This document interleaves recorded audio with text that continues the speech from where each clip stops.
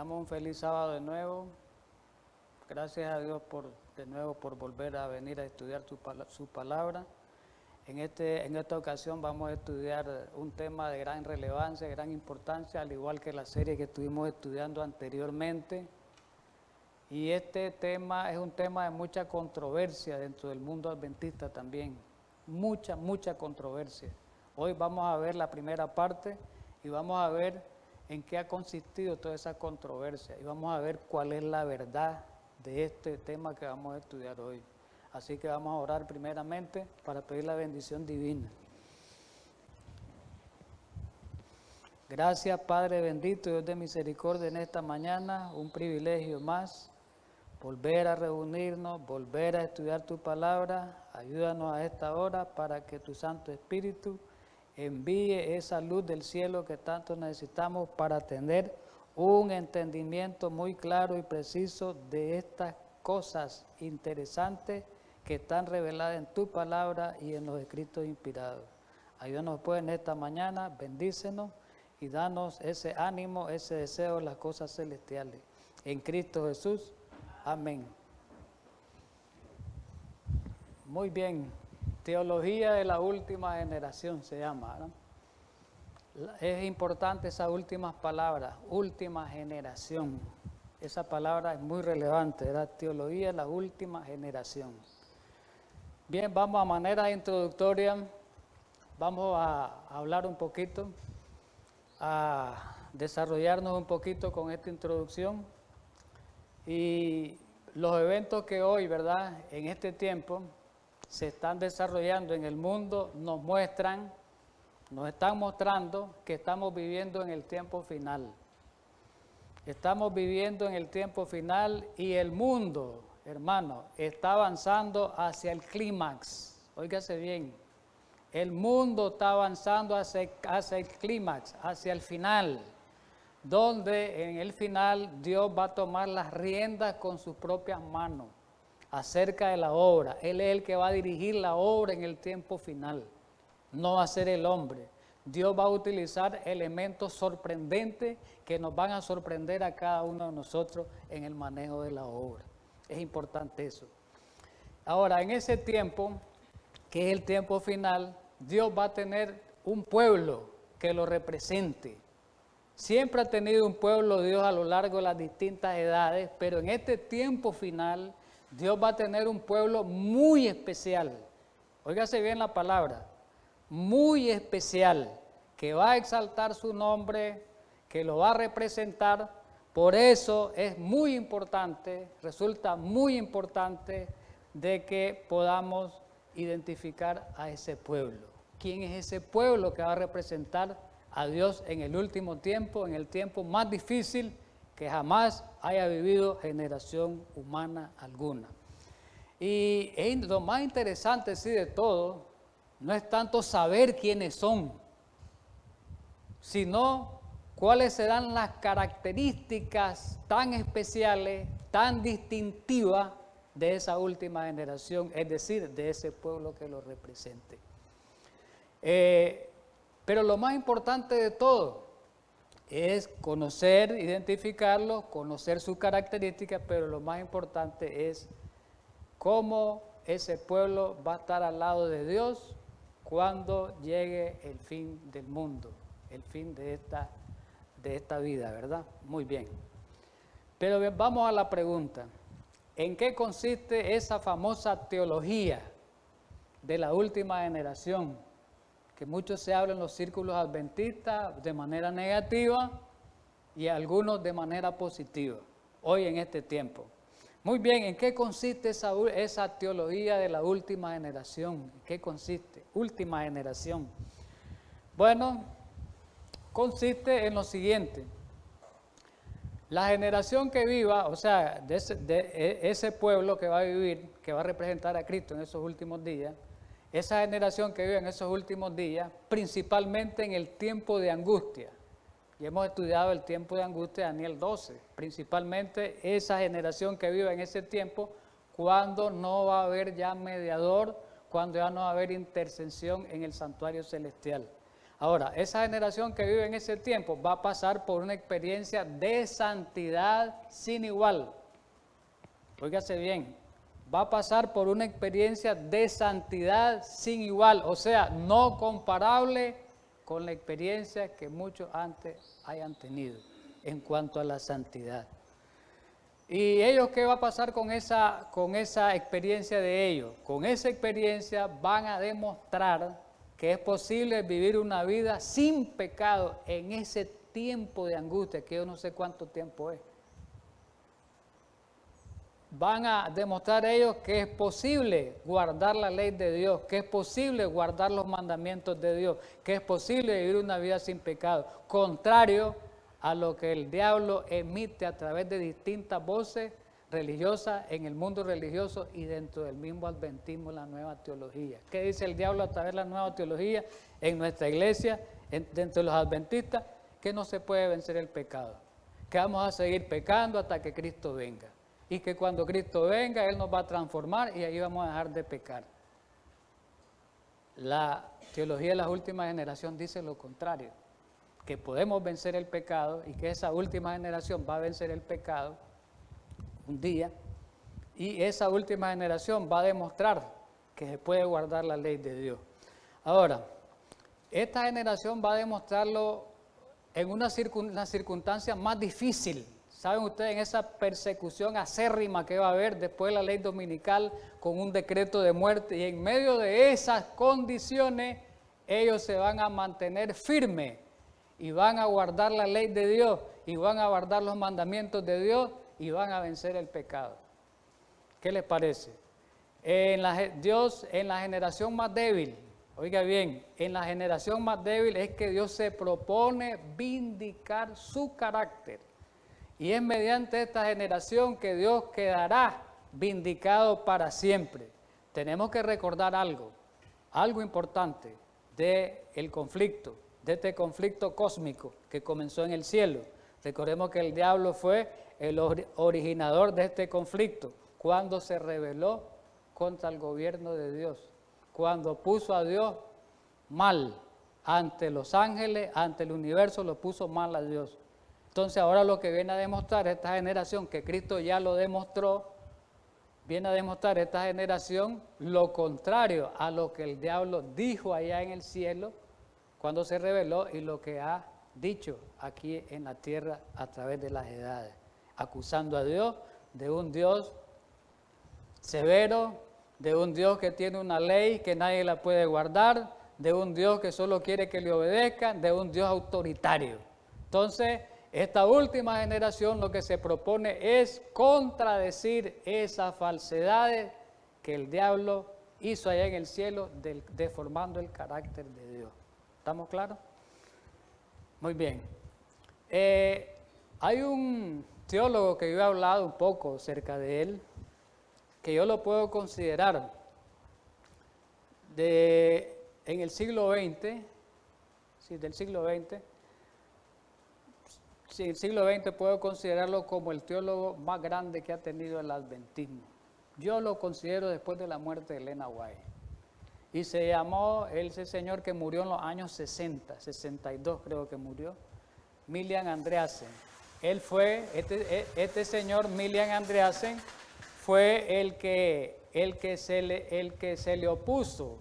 Fue el que levantó la voz contra preguntas sobre doctrina, contra la nueva teología que comenzó a desarrollarse en los años 50. Él fue el primero, él fue el que inició y murió levantando la voz. Murió en esa experiencia de ser un verdadero portaestandarte de la verdad, Milian Andreasen. Y Milian Andreasen creía en esta teología de la última generación, creía en que Cristo había venido en una naturaleza pecaminosa, en una naturaleza caída. Eso creía él. Entonces este señor escribió mucho, fue uno de los teólogos más grandes en la doctrina del santuario, fue la autoridad de la doctrina del santuario por los años 30, 1930, toda esa década, la década de 1940, parte de la década de 1950. Él enseñó en el Seminario Teológico Adventista, que hoy se llama Universidad de Andrews. Y él escribió uno de los libros que él escribió, que aquí lo señalo, que es, aquí está en inglés, ¿verdad? El título, que es El santuario y su servicio. En ese libro él escribe, habla de un tema acerca de la teología de la última generación, en la página 299 y en otras páginas siguientes. Dice él ahí, la demostración final de lo que el Evangelio puede hacer en y para la humanidad está todavía en el futuro, dijo Andreasen. Cristo mostró el camino al asumir un cuerpo humano, al hacerse humano, Cristo mostró el camino. ¿Cuál camino? Que los hombres tenemos que seguir. ¿Cuál es el camino que Cristo mostró? Que se puede vencer el pecado en naturaleza caída, con el poder y la ayuda de lo alto. Eso vino a demostrar Cristo. Entonces ahora Cristo espera que muchos, no solo uno, ni solo dos, muchos puedan ellos seguir el ejemplo de Él y puedan ellos también demostrar, como Cristo demostró, que se puede vivir en una vida sin pecado, solamente sostenido por el poder de lo alto. En la página 315 de ese mismo libro, en la página 315, dice él ahí, en la última generación, que es la que estamos hablando, ¿verdad? Dios quedará vindicado. ¿Qué significa eso, vindicar? Recordemos que acusó el diablo a Satanás, perdón, a Dios, Satanás acusa a Dios. Ahora lo que hizo Jesús y lo que va a hacer la última generación es contrariar las acusaciones, es vindicarlo, contrariar las acusaciones que hizo el diablo de Dios. En otras palabras, allá la reputación de Dios, el diablo, por así decirlo, la puso por tierra, por suelo. Entonces ahora hay que levantar esa reputación. Eso más o menos en nuestro lenguaje, pues. Entonces dice Andreasen que en la última generación Dios quedará vindicado, o sea, en el universo, que Dios es correcto, que no era lo que decía el diablo. Va a quedar vindicado Dios. ¿En quién va a vindicar? En el remanente, dice, Satanás encontrará su derrota. Al igual que Cristo lo derrotó, al final el remanente lo va a derrotar esa última generación, dice Andreasen.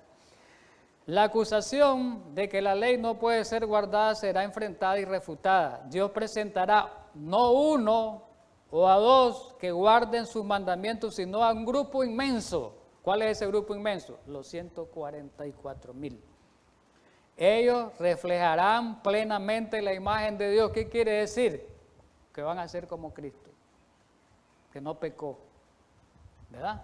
No es que sean ellos inmaculados, impecables, no, sino que en esa naturaleza humana, en ese momento que pasan, en el gran tiempo de angustia, ellos no van a pecar, dice ahí. Se encargarán de echar por tierra la acusación de Satanás contra el gobierno de Dios.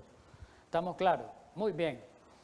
Vamos a ver algo de historia primero acerca de esta teología para ver ya la parte ya bíblica y la parte del espíritu y profecía, ya estudiarla con detalle. Primeramente tenemos que ver algunos aspectos históricos, qué es lo que se ha creído, cómo han contrariado. Eso es importante entrar en esta parte introductoria. Que en la actualidad, ¿qué hay con esta posición de la teología de la última generación en el mundo? Está en el mundo adventista, estamos hablando del mundo adventista.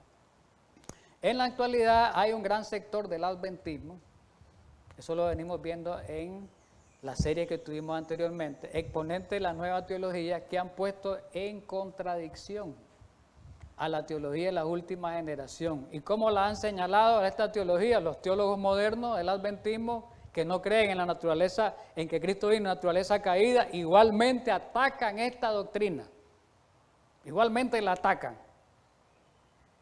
Y por eso les digo yo, el no creer en ese tema de la naturaleza humana caída te lleva a otro error, aquí ya lo lleva a otro error. Y aquí es otro de los errores que origina el no creer que Cristo vino en naturaleza caída, origina este otro error en que han caído el adventismo hoy, hermano. La inmensa mayoría ha caído en este problema, desgraciadamente. Miremos, ellos han puesto, los teólogos, la teología moderna adventista, los mismos que creen que Cristo vino, en naturaleza perfecta, dicen ellos, contrario a como Cristo Jesús vino. Esos mismos esos mismos señalan a esta enseñanza como extremista. El que predica esa enseñanza es un extremista fanático.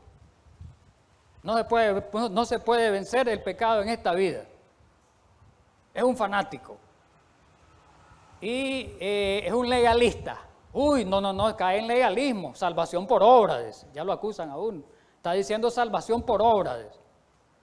Y ellos creen, lo que atacan a esta teología, ¿qué creen ellos? Que esta creencia debía ser rechazada por aquellos adventistas maduros, supuestamente teológicamente, que adquirieron un grado de nivel teológico, espiritualmente equilibrado y bien informado en su teología. Los críticos de esta doctrina, oiga bien, es importante, han levantado a su alrededor un conjunto de suposiciones. Suposiciones, ellos suponen que a la luz de la evidencia deberían llamarse mitos. Han creado muchos mitos en cuanto a la enseñanza de la teología de la última generación. Vamos a ver de dónde es el origen, cuáles son los orígenes de esta teología, de dónde viene, quién la inventó. Porque hay muchos críticos, vamos a leerles el escrito. Los críticos han alegado, oiga bien, ¿qué alegan los críticos? No, dice, esa teología de la última generación la inventaron, dice Alonso Trevillon, dice Elliot Waggoner y Milian Andreasen. Esos tres fueron los que la inventaron, dice. No, esos tres fueron los que inventaron la teología de la última generación. Fueron Jones, Waggoner y Andreasen. Pero eso es algo erróneo. Eso es algo erróneo y eso lo tienen escrito en sus libros, hermano. Yo tengo ahí libros de historia, escritos por los adventistas actuales, donde dicen eso. Que la teología de la última generación fue una creación de Jones, de Waggoner y de Andreasen. Y el que la desarrolló más, dice la teología de Andreasen, dice. Y es algo muy mentira eso. Vamos a demostrarlo hoy con la historia que es muy mentira. Eso es estudiar otra historia ya pervertida, otra historia ya manipulada, que es la que tienen los adventistas hoy en la actualidad en sus libros. Una historia manipulada. Y eso hacen creer al que lee eso. Y los enredan y los confunden. Pero vamos a ver la verdadera historia.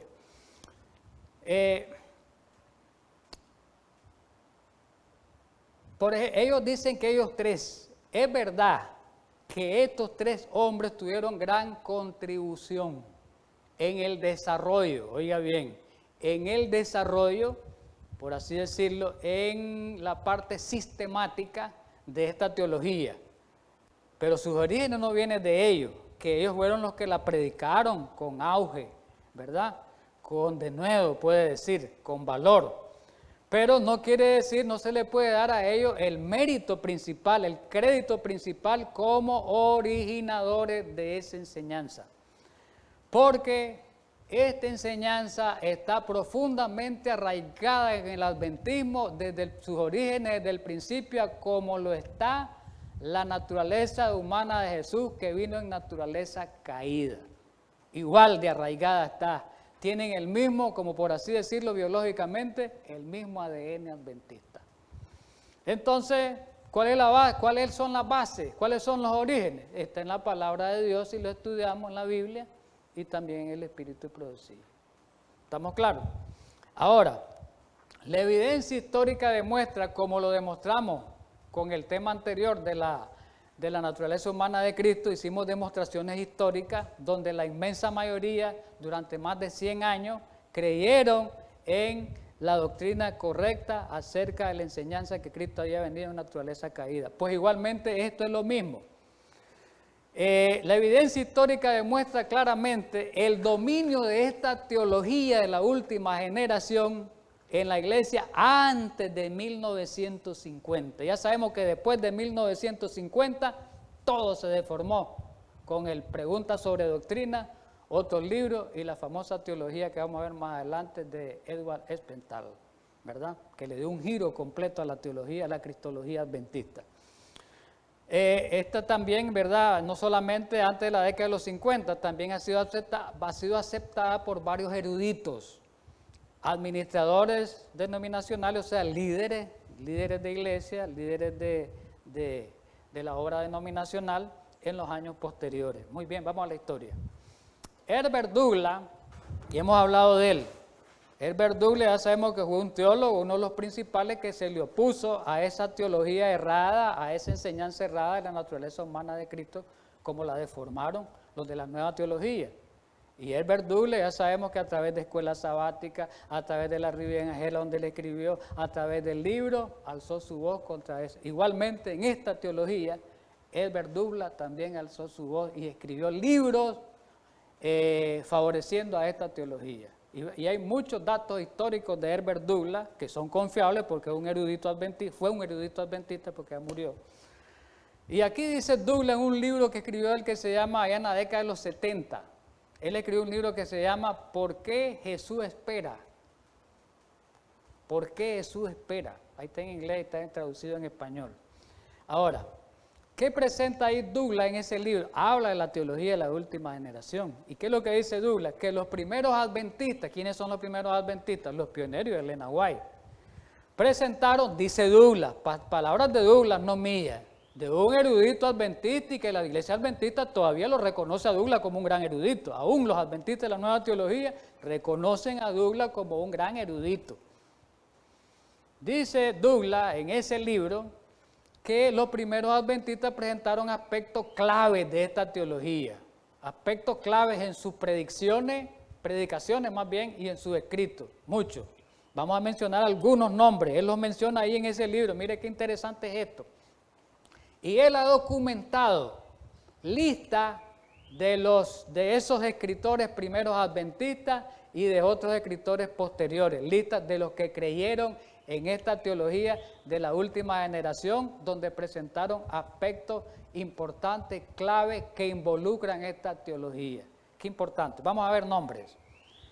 Ya sabemos José Bass. José Bass fue uno de los primeros adventistas, junto con Elena White y Jaime White, su esposo, que fundaron el adventismo. José Bass fue uno de los fundadores adventistas.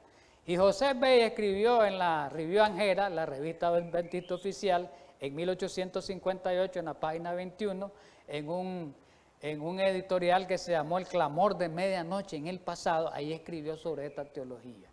Desde 1858, óigase bien, para aquellos de la nueva teología que creen lo contrario. Jaime White, el esposo de Elena White, en la Revista Angela, el 29 de enero de 1857 escribió En bosquejo de la vida de Jaime White y Elena White. Stephen Haskell, otro de los primeros, ¿verdad? Porque fue después, Haskell fue un poquito después, pero está dentro de los mismos pioneros. Ahí tenemos algunas reflexiones sobre la iglesia de Filadelfia y la Odisea, siempre en la Revista Angela, en 1856 escribió, ahí está la fuente.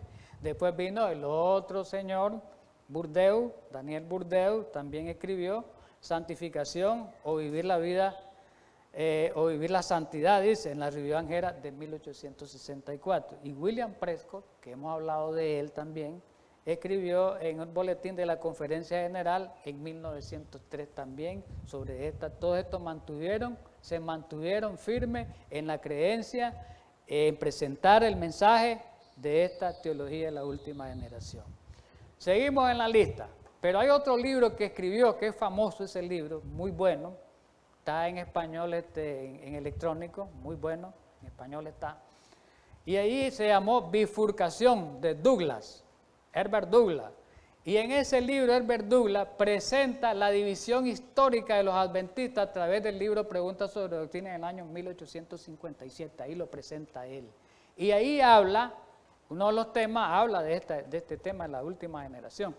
Y Douglas ahí presenta más o menos casi 40 y pico nombres, en la lista, nombres de más o menos como unos 40 o 50 nombres de esos adventistas que fueron defensores de esta teología de la última generación. Solamente subrayé los más conocidos, más importantes, de peso, ¿verdad? Yo subrayé, ahí lo tenemos en rojo, amarillo. Y Arturo Daniel, ¿quién fue? Fue el presidente de la Asociación General de los Adventistas Mundial durante más de 20 años. fue del año 1901. Daniel fue presidente de la Asociación General desde 1901 hasta 1922. Este señor apoyaba la teología, vivió en el tiempo de Elena White y murió después un poquito más. Y él apoyaba la teología de la última generación, el pastor Daniel, famoso, ha escrito libros. Hay un libro que se llama El Don Profético que todavía está en español. Bien, ¿quiénes más? Aquí aparece Don F. Neufeld. ¿Quién fue Neufeld? Fue mucho más después, allá por los años 30, 40, 50 todavía vivió Neufeld. Y creo que un poquito más. Él fue erudito, escribió en la Review and Herald, fue uno de los que escribió el comentario bíblico adventista que tenemos actualmente, Neufeld. Ese fue defensor de la nueva teología, defensor de la teología de la última generación. Tenemos a Holson, que tuvo un cargo grande, direccional. Tenemos a Walter Reed, que hemos hablado de él, que fue el Instituto de Investigación Bíblica, erudito también. Tenemos a Uriah Smith. Este nombre, Uriah Smith, quiero hablar de él, este es más antiguo. Murió un poquito antes que Elena White. Smith fue casi más de 40 años editor de la Review and Herald. Trabajó del lado de Elena White, del lado de Jaime White. Y él hablaba y sustentaba esta teología de la última generación. Después tenemos a F.M. Wilcox, que fue el que sustituyó, uno de los sustitutos de Uriah Smith, y Wilcox fue uno de los que más manejó primeramente lo que es el patrimonio de Elena White de los libros del Espíritu y Profecía, el fideicomisario. Después aparecen otros Wilcox, ¿verdad? Vamos a seguir.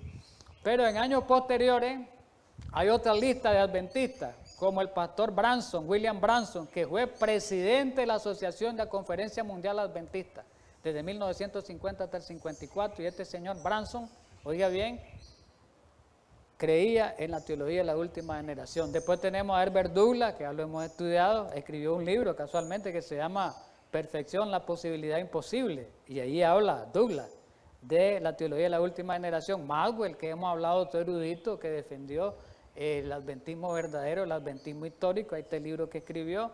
Tenemos a Dennis Privy, está vivo todavía, está anciano, Privy, él es el último que ha quedado. Escribió un libro que se llama Cara a cara con el verdadero evangelio en 1985, este también, y hoy casualmente lo pueden ubicar en el YouTube.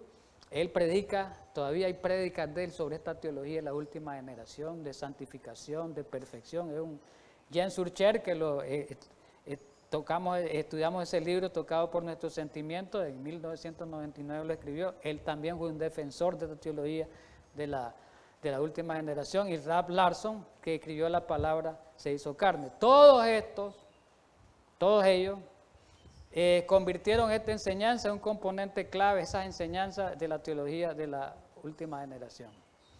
Después tenemos al pastor Pearson, famoso.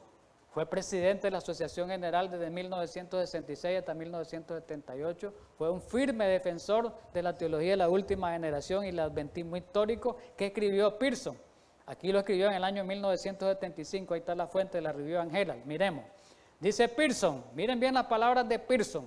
Estoy hablando de un presidente de los adventistas de la conferencia a nivel mundial. Manda a los adventistas, 12 años fue presidente, y este señor que escribió, hace poco, en 1978, terminó.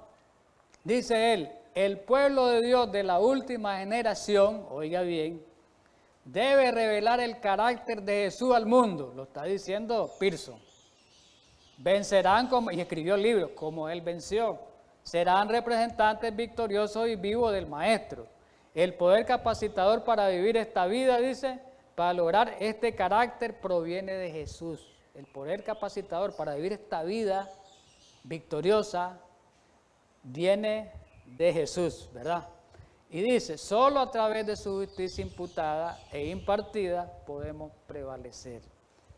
Y miremos el actual presidente hoy de la Asociación General de los Adventistas. Oíme bien, qué contradictorio es esto. El actual presidente hoy, Ted Wilson, el de hoy, que él fue elegido del 2010, a ese señor en un concilio en el año 2014, concilio anual que hacen de iglesia, un año después se le hizo una pregunta en una sociedad teológica adventista. Miren la pregunta que le hicieron al pastor Wilson, presidente de la Asociación General del Mundo de los Adventistas.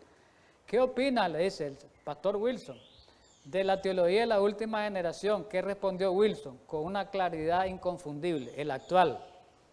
Miren bien, el actual, ¿cómo es eso de que el actual tiene una creencia y los demás tienen otra? Mire, que el adventismo está todo distorsionado. Yo creo aquí, todo.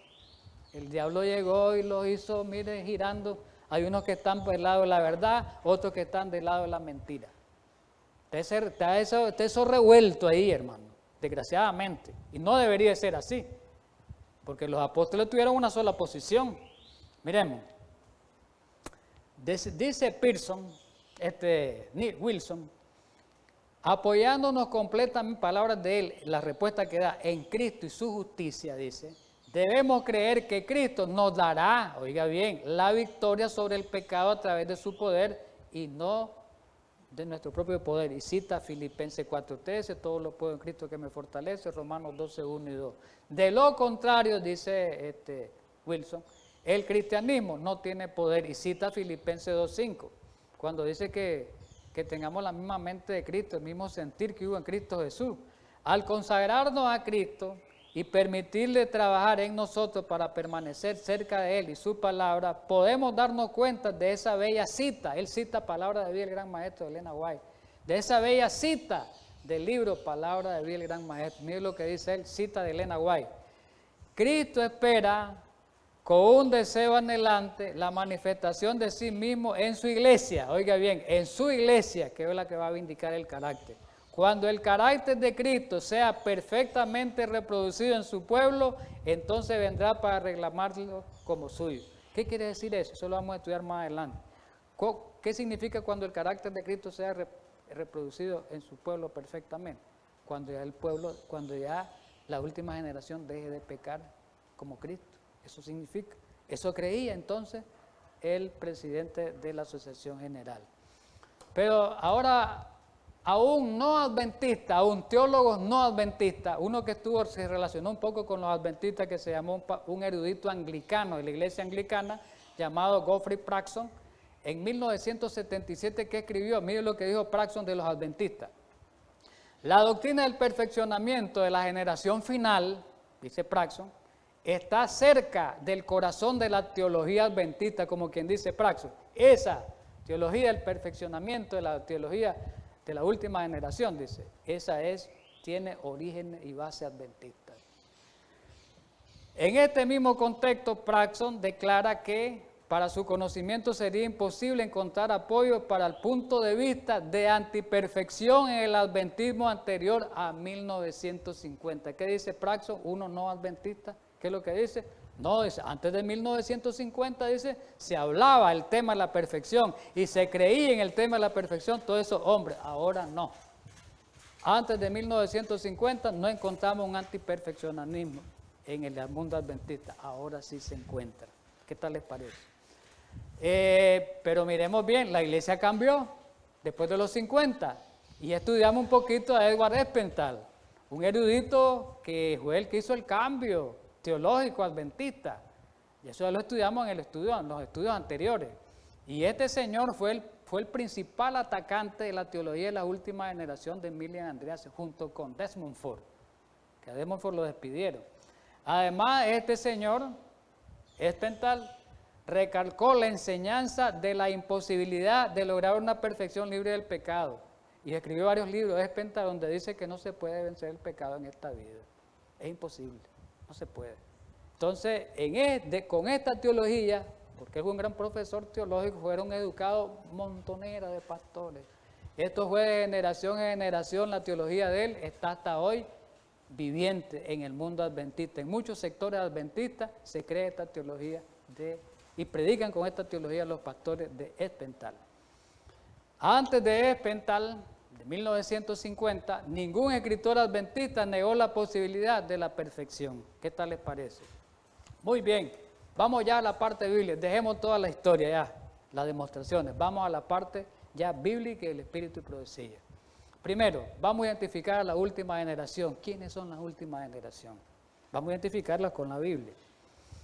Primeramente vamos a ir al Evangelio de San Mateo, al último sermón de Jesús, Mateo 24, al sermón profético, el versículo 34. ¿Qué es lo que dice ahí la Biblia? Jesús está hablando de las señales ahí, ¿verdad? De todas las señales está hablando Jesús cuando le hicieron las preguntas a los discípulos, ¿verdad? Que cuál iba a ser la señal de su venida y la destrucción de ir. Entonces Jesús comienza a dar todita las señales en los versículos anteriores, que van a haber guerra, rumores de guerra, van a haber engaños, todo eso. Llega un momento que dice Jesús: de cierto os digo que no pasará esta generación hasta que todo esto acontezca. Es importante eso. Miremos qué significa esa palabra generación en hebreo y en griego. La palabra generación en hebreo es dor, escrito, y en griego genea. ¿Qué significa esa palabra? Descendiente, raza, edad, período. Esta palabra se usa para designar a la gente que vive en un determinado periodo. ¿Qué cosa es generación? La gente que vive en un determinado periodo. Si se dice última generación, entonces va a ser la gente que vive en el periodo final, ¿verdad? ¿Estamos claros? Muy bien. Ahora vamos con el comentario bíblico adventista. Comente esa palabra. En el tomo 5, en la página 491, comenta el significado de estas palabras. ¿Qué quiso decir Jesús cuando dice las palabras esta generación? Dice que se encuentra dentro del contexto de Mateo 24, 27 al 51, la segunda venida antes, donde se habla esencialmente de la venida del Hijo del Hombre al final del mundo. Está dentro del contexto de la segunda venida. La palabra esta generación está dentro del contexto de la segunda venida. ¿Qué quiere decir? Está dentro del contexto de la gente que va a vivir en el tiempo final. ¿Estamos claros? Cristo afirmó que las señales mencionadas en estos versículos, que ya lo hablamos, y en Lucas, señales en los cielos, en la tierra, ocurrirían tan cerca del día de su venida que la generación que viera las últimas señales, va a haber una generación que va a ver todas las señales, no moriría. Quiere decir que va a haber una generación que no va a morir. Esa es la última generación, la que va a quedar viva cuando Cristo venga. Vamos a ver quiénes son. Antes de ver que se cumplieran todas estas cosas, es decir, que verían no solo las señales, sino también la venida de Cristo y el fin del mundo. Quiere decir que esta última generación van a ver todas las señales que predijo Jesús y lo van a ver a Él sin ver la muerte. Esa es la última generación. Pero la pregunta viene, ¿quiénes componen la última generación bíblicamente hablando? Vamos a la Biblia. Apocalipsis 14, del 1 al 5 es claro, y Apocalipsis 7, que habla de una generación. Después miré, y he aquí, versículo 14, del 1 al 5, versículo 1. Después miré, y he aquí el Cordero estaba en pie sobre el monte Sión, y con él 144,000 que tenían el nombre de él y el de su Padre escrito en la frente. Aquí está hablando, ¿verdad? Cuando están en el cielo. Y oí una voz del cielo como estruendo de mucha agua y como el sonido del gran trueno, y la voz que oí era como de arpistas que tocaban su arpa.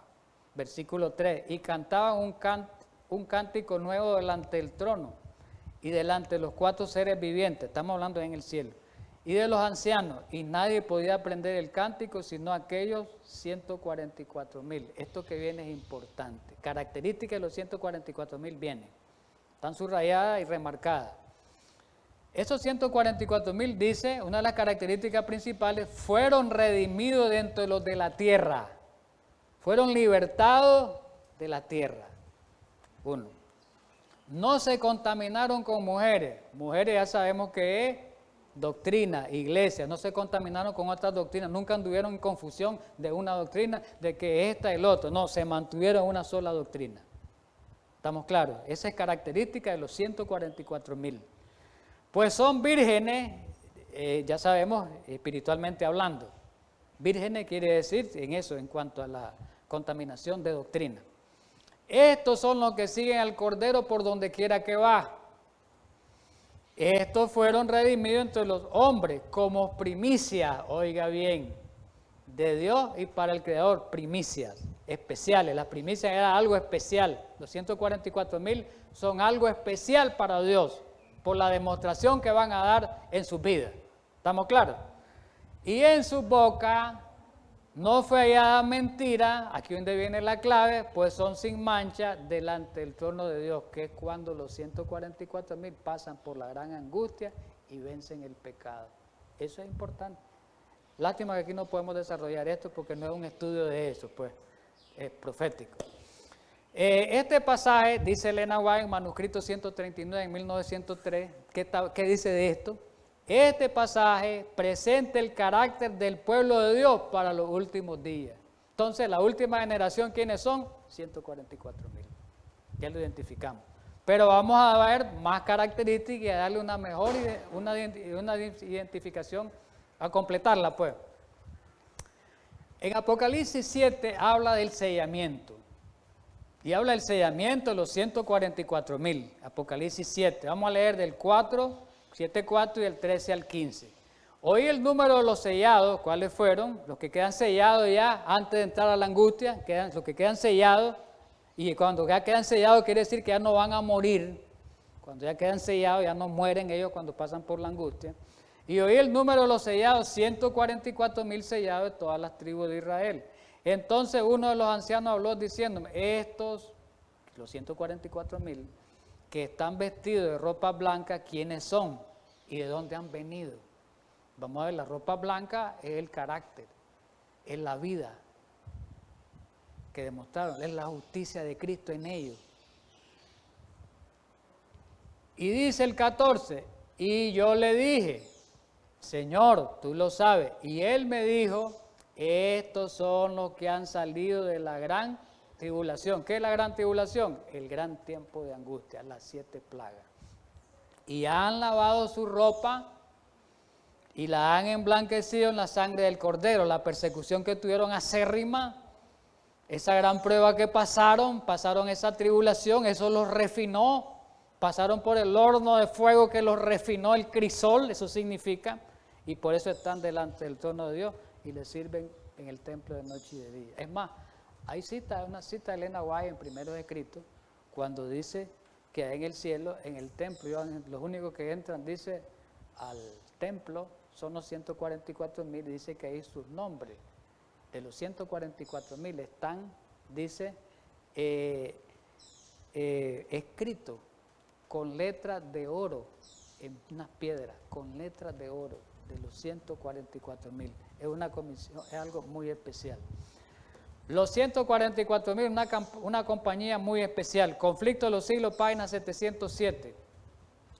Delante del trono, sobre el mar de cristal, ese mar de vidrio que parece revuelto con fuego, conflicto de los siglos, repito, por lo mucho que resplandece con la gloria de Dios, se haya reunida la compañía de los que salieron victoriosos, aquí está la clave, de la bestia y de su imagen y de su señal, y del número de su nombre, con el Cordero en el monte Sión, aquí ya cita Apocalipsis 14, teniendo las arpas de Dios.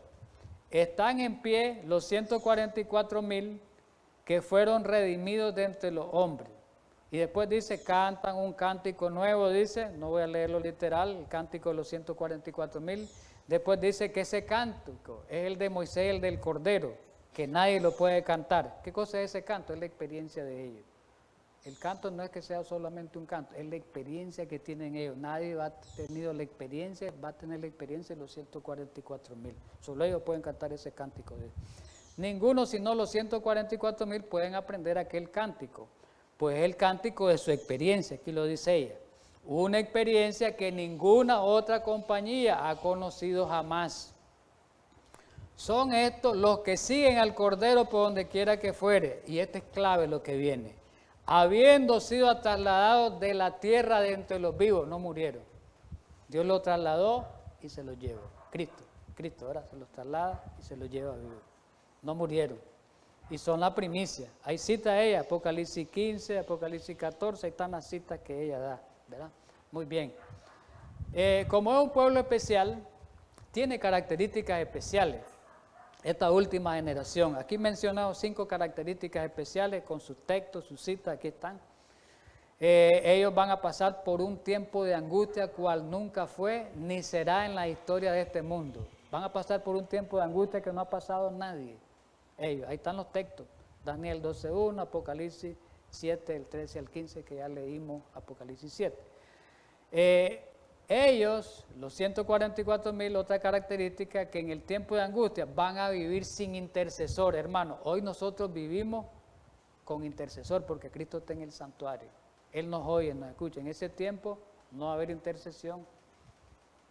No es que Cristo los va a dejar solos, los va a proteger, los va a ayudar, pero ya no va a haber intercesión ahí en el cielo porque el juicio ya terminó. Ahí ya, por eso Jesús declara, el que es justo siga siendo justo, el que es santo siga santificando, porque ya no hay más gracia. Y el que quedó en ese estado, ahí quedó, y los 144,000 quedaron escritos en el libro de la vida, y ellos salieron victoriosos y pasan por esa tribulación. Pasarán por un decreto de muerte universal, ahí están los textos. Esta parte de la que la vamos a ver en el otro tema, vindicarán el nombre de Dios. Vamos a hablar sobre eso y van a ser libertados por la voz de Dios. Me quedan tal vez unos 10 minutitos, en esto vamos a ver si desarrollamos un poquito algunas características. Por ejemplo, la primera, dice que los 144,000 pasarán por un tiempo de angustia cual nunca fue. Quiere decir, por eso es la especialidad, que nadie ha pasado por esta experiencia que ellos van a pasar en el tiempo final. Nadie. Y Daniel 12:1 es claro. Ahí lo dice la Biblia claramente. Dios no miente, hermano. Dice Daniel en el capítulo 12, el versículo 1, en aquel tiempo se levantará Miguel, ya sabemos que es Cristo. Ya hemos estudiado ese pasaje bien. El gran príncipe que está de parte de los hijos de tu pueblo. Y será tiempo de angustia. ¿Y qué más dice? Cual nunca ha habido tan angustia como esa desde que hubo gente hasta entonces. Quiere decir que ellos van a pasar por una angustia sin igual. Y van a desarrollar una experiencia, en medio de esa angustia sin igual, ellos van a desarrollar una experiencia sin igual de santidad. Sin igual. Ahora, ¿quiénes pasarán ese tiempo de angustia? Ya lo leímos. Los 144,000. Solo pongo el texto. Dice que son los que pasan. La gran angustia o el tiempo de angustia y la gran tribulación son la misma cosa, que son las 7 plagas.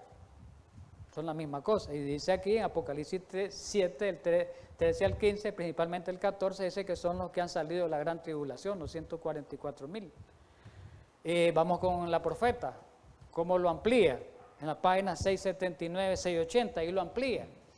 Conflicto de los siglos. Y dice, en el tiempo de angustia, cual nunca fue de que hubo gente, se iniciará pronto el tiempo de angustia.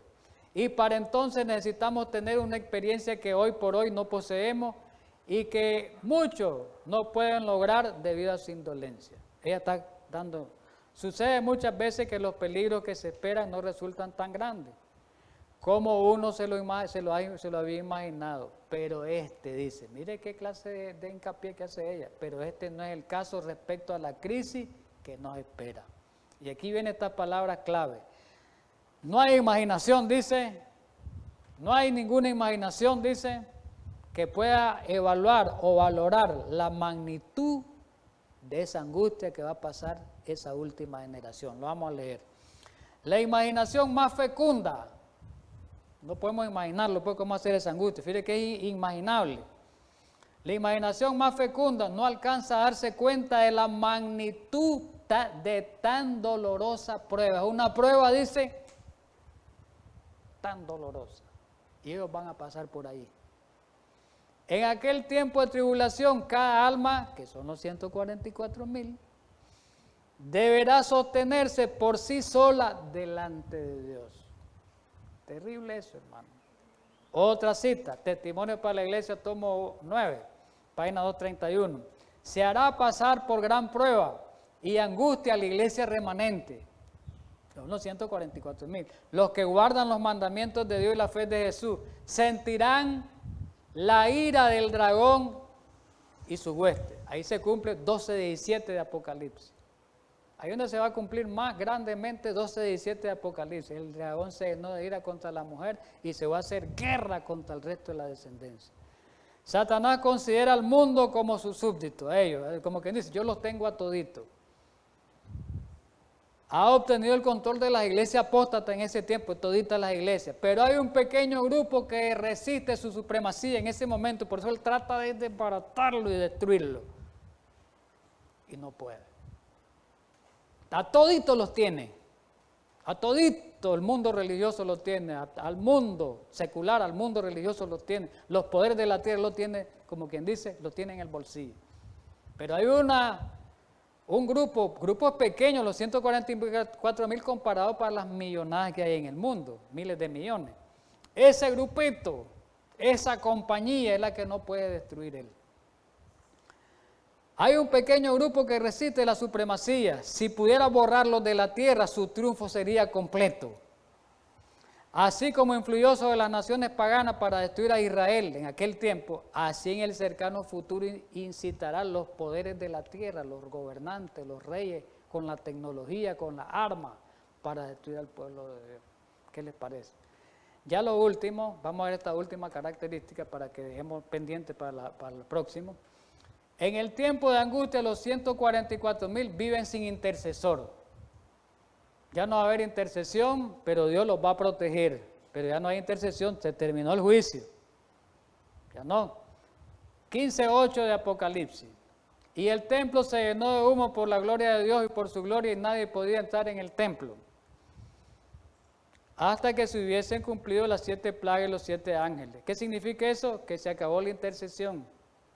¿Qué quiere decir eso? Que a nadie podía tener acceso al propiciatorio. Se terminó el tiempo de preparación. Eso quiere decir. Apocalipsis 22:11 habla de ese tiempo. El que es injusto, sea injusto todavía, y el que es inmundo, sea inmundo todavía. Y el que es justo, practique la justicia todavía. El que es santo, pues santifique eso todavía. Se terminó. Estas palabras se aplican especialmente al tiempo cuando se va a decidir irrevocablemente el futuro de cada persona. El decreto que se pronuncia ahí es la conclusión del juicio investigador. La última. Los conflictos de los siglos 4-78. Los que vivan en la tierra cuando cese la intercesión de Cristo en el santuario celestial deberán estar de pie en la presencia del Dios santo sin mediador. No hay mediador. Sus vestiduras deberán estar sin mácula. Como no hay mediador, ya no hay juicio, ya no van a poder pecar. Si pecaran, pues son aniquilados. Sus vestiduras deberán estar sin mancha, sus caracteres purificados, por eso ya no pecan, de todo pecado, por la sangre de la aspersión, por la gracia de Dios, y sus propios diligentes esfuerzos deberán ser vencedores en la lucha contra el mal. Otra cita, en el mismo conflicto de los siglos, 671-672, cuando él abandone el santuario, las tinieblas envolverán a los habitantes de la tierra. Durante ese tiempo terrible, los justos, 144.000, deben de vivir sin intercesor a la vista de Dios, a la vista del santo Dios. Y ahí terminamos, pues, hermano. Así que vamos a dejar aquí esta parte. Esto continúa, hemos estudiado la primera parte, muy importante. Pidámosle a Dios poder estudiar con más detalle esto, ¿verdad? Y que nos ayude a entender estas verdades que son importantísimas para nuestra salvación también, hermano. Igual que la doctrina que estudiábamos anteriormente, que es la naturaleza humana de Cristo, cómo vino a la tierra, ¿verdad? No contrario a lo que dicen la teología en este tiempo moderna. Vamos a orar. Gracias, Padre Celestial, por habernos ayudado a estudiar en esta mañana este tema precioso, la teología de la última generación.